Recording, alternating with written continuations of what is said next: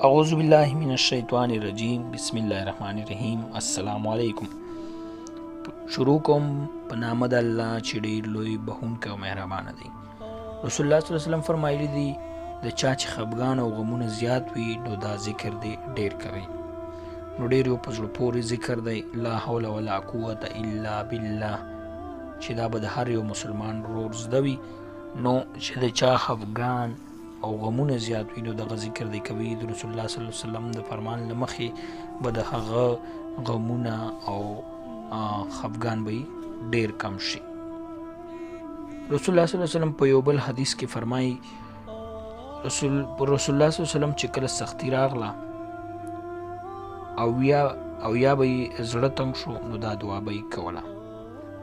نو دغه دعا ستاسو په سکرین بخکاری زه تاسو ته ترجمه وایم.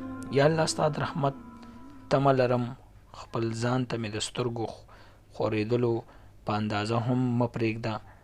ټول کارونه مې را برابر کړه، هیڅ حق لا نشته، یوازې ته د عبادت مستحق یې. نو ډېره ښکلې او په زړه پورې دعا به چې کله به په رسول الله صلی الله علیه وسلم سختي راغله نو دغه یا به یې زړه تنګ شو نو دغه دعا به یې ویله. نو تاسو هم دغه دعا خپل معمول جوړ کړئ، نو انشاءالله چې الله تعالی به مو همیشه آباد ساتي.